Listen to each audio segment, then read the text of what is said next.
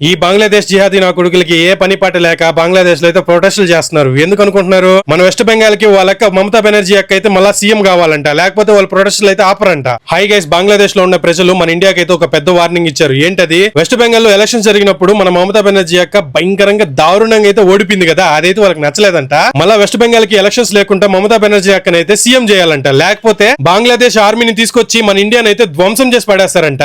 అరే Bangladesh jihadi, we are waiting, మీరు మాతో యుద్ధం చేయాలి, మీ గుద్ద పగల కొట్టాలి, అప్పుడు మీరు ఏడ్చుకుంటూ వెళ్ళి పాకిస్తాన్ కి చెప్పాలి. అయినా చెప్పినా కూడా పాకిస్తాన్ ఏం పేగలేదు కదా, తెలిసిందేగా. మొన్న 1 year బ్యాక్ మా ఇండియాలో ఉండే ఆర్మీని పాకిస్తాన్ అయితే ఎదుర్కోలేక ఏం చేసింది, దొంగదారిలో మా ఇండియాకి వచ్చే సివిలియన్స్ ని అతి కిరాతకంగా చంపారు. అది చూసిన మా మోడీ గారు ఊరుకున్నారా? ఊరుకోలేదుగా. ఆపరేషన్ సింధూర్ అనే పేరుతో పాకిస్తాన్ లోకి ఇండియన్ ఫైటర్ జెట్స్ ను పంపించి టెర్రరిస్ట్ క్యాంపులు లేపేస్తా ఉంటే ఏం చేయలేక గాజులు దొడుకున్న ముండలెక్క అలా చూస్తూనే ఉన్నింది. కానీ పాకిస్తాన్ గవర్నమెంట్ ఏం పీకలేకపోయిందిగా. అదేమీ పరిస్థితి. నాకు తెలిసి మీరు మాతో వారంటే ఒక 30 minutes ఉండగలుగుతారా? నాకైతే డౌటే. అంతేకాకుండా ఈ సిలిగురి కారిడార్ ఉంది కదా, మాతో యుద్ధానికి వచ్చినారంటే ఈ సిలిగురి కారిడార్ ని ఆక్రమించేస్తే ముందు మా ఇండియాలో 28 స్టేట్లు, ఇప్పుడు 29 స్టేట్లుగా మారుతాయి. ఓకే, మాకన్నిటికీ ఓకే, కానీ మీరు వారికి వచ్చేసింది. ఎప్పుడు వస్తున్నారా? ఇక్కడ మీరు ఒకటి గమనించారా? ఈ జిహాదులకి మన మమతా బెనర్జీ అంటే ఎంత ఇష్టమో. అయినా ఇష్టం లేకుండా ఎందుకు ఉంటదిలే. బంగ్లాదేశ్ నుంచి ఇల్లీగల్ ఇమిగ్రెంట్స్ ని మన ఇండియాకి తీసుకొచ్చి ఈ జిహాదులకి ఫేక్ ఓటర్స్, ఆధార్ కార్డులు రెడీ చేసి పెంచి పోషించి వాళ్ళు వేసే దొంగ ఓట్ల కోసం మన భారతదేశ భద్రతని